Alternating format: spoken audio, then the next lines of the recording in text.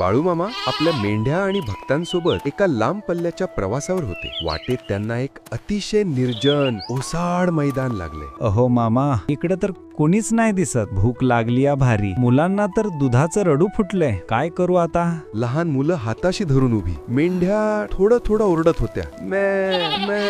जणू त्या पण विचारत होत्या, काय होणार आता? मामांनी त्यांच्या हातातली साधी लाकडी काठी खाली ठेवली. ती काठी म्हणजे मामांच्या कष्टाची, प्रेमाची आणि धैर्याची साक्ष. आणि मामा शांतपणे म्हणाले, अरे एवढं हौसून जाऊ नका रे.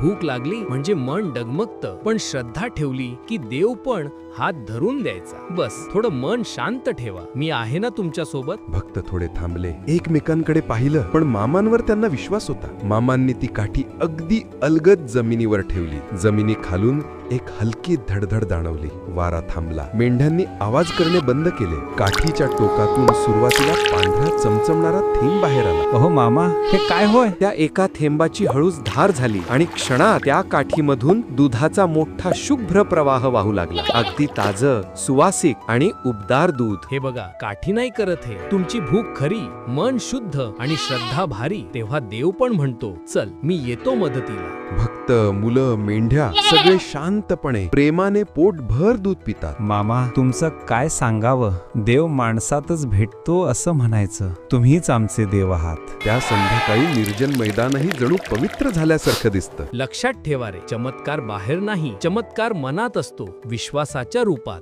बाळूमामांचा पूर्ण व्हिडिओ पाहण्यासाठी आजच आपल्या आजोबांच्या गोष्टी या YouTube चॅनलला भेट द्या.